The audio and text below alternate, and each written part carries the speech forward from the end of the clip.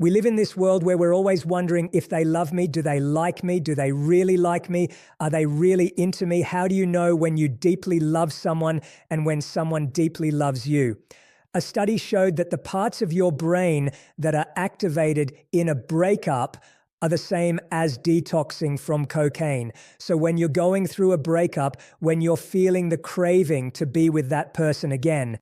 Welcome back to the Pod Digest. In this video, the host Jay Shetty talks with the love expert Stephan who shares certain thoughts about breakups and relationship building. Stephan starts with an answer that people probably won't expect. The first key is, do you truly love them? People get caught up in infatuation and they have unhealthy attachments or different motivations as to why they decided on that one person. True love flows both ways. It's not a one-sided thing. The safe choice is usually the wrong choice. So to choose without first evaluating, do you truly love them, would not be wise. For example, I could think I love someone because of how they treat me. I could think I love someone because they have one quality that I really wish I had. Or I could love someone because I think that they're out of my league and they give me a bit of attention. Love is about giving. So we have to ask ourselves, do we know what their needs are and are we willing to fulfill those needs? Because if not, maybe this wasn't love. Maybe it just felt good in the moment. And that is okay. It happens to almost all of us. Just be real, very clear with ourselves about what's really driving the intention right now. There are three things. There's connection on the deeper level. There's chemistry, which is like the spark on a more superficial level. And then there's compatibility, which is like what makes you get lost.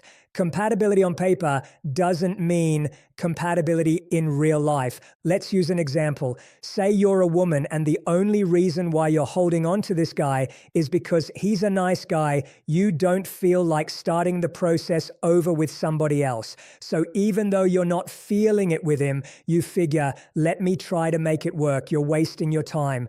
Women's intuition is extremely powerful. Women know very early this isn't it, but they rationalize reasons to convince themselves to give this man a chance, which doesn't always work. How do people know the difference between connection and chemistry when they meet someone? The science shows that you experience dopamine and cortisol at the same times. You're experiencing the reward chemical and stress chemical at the same time, which gives you that feeling of butterflies in your stomach. When you have a connection, it's natural and one doesn't have to force anything. We just feel so much more comfortable around the person. The other big problem when we feel the chemistry is that we're afraid to ask questions because we don't want to lose the other person. So you're okay with not being yourself. Do you think it's ever okay to present different sides of yourself in order to attract someone? Or do you think that you're ultimately setting yourself up for failure? A lot of people think, I'm going to show my smart side because it will attract this person. That's unhealthy because you can't sustain what you're presenting to that individual. At the beginning of relationships, we often display unrealistic standards. When things shift and now you're back in reality again, it can cause conflict and disappointment. And it's so important for us to know who we are so that we can be authentic. We'll spend a lot of time getting educated for the sake of our careers and business, but we don't do the same for relationships. Even if it's not a romantic relationship, say a business relationship, the ability to coexist with others and connect is extremely important if you want the business to succeed. Society doesn't encourage the time of getting to know yourself. When you're young, we're trained in thinking about our career, not thinking about who you are as a human being or as a person. Too many parents have stifled their children's growth in certain areas with limited ideas of this can't make money or this wouldn't be a good look for the family or whatever the case may be. It would be good to see parents encouraging their children to explore how they're feeling about who they are. The world is filled with distractions, and it's the distractions why we can't see ourselves for who we really are. If we simply shut off the distractions long enough, you will learn a lot. Limit the TV you're watching. Limit the music you're listening to. Limit all the internet stuff. Just really go deeper within yourself and spend more time alone thinking and processing. As soon as you have another person, you now have another person's opinions you have to filter. So now you can't even say what you truly think about something because you're constantly thinking about what that person thinks about me and my beliefs. So understanding your beliefs in solitude allows you to be really clear about what your values and beliefs are. Next, we dive into balancing masculine and feminine energies for relationship success. Women become less attracted to men when they don't know how to exude and walk in their masculine energy. Men are hiding behind the label of good guy. You can be a good guy and still exude masculine energy. Men struggle with taking the criticism from their partner. They're more sensitive to it. The criticisms are for the sake of making things better and strengthening relationships. For example, if my partner is in a very heated moment and she's in her masculine right now, meeting her with more masculine is probably going to only make things worse. This is the time to be compassionate, to hold her, calm her down, bring her peace in that moment.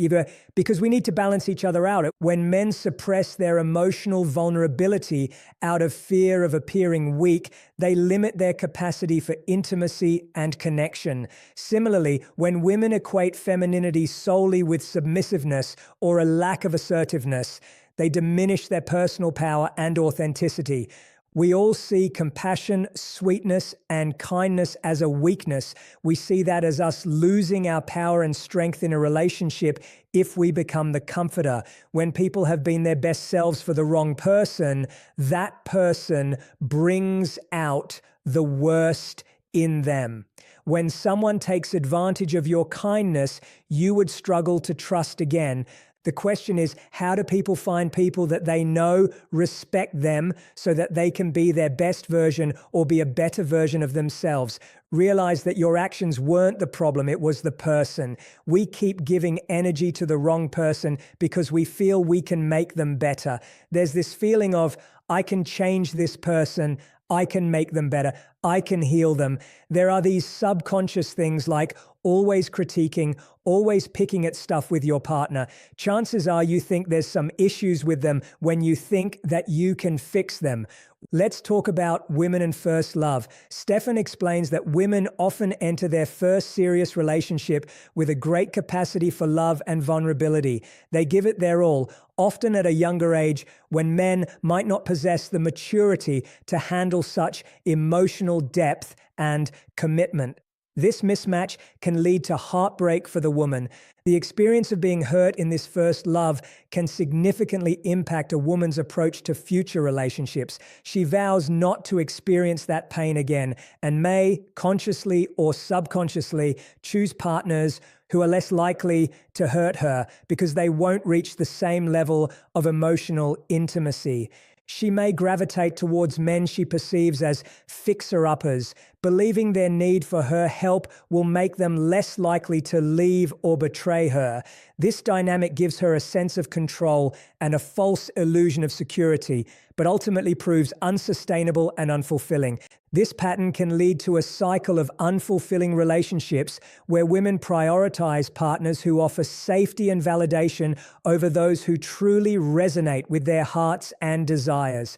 It is important to hear from past heartbreak and release the fear of vulnerability to be able to approach future relationships with openness and authenticity.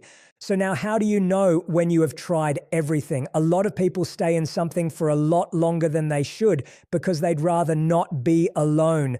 Letting go doesn't always mean it can't work out later. It's just that it cannot work out under these circumstances. Deciphering whether you've exhausted all efforts to salvage a relationship is a difficult and deeply personal process.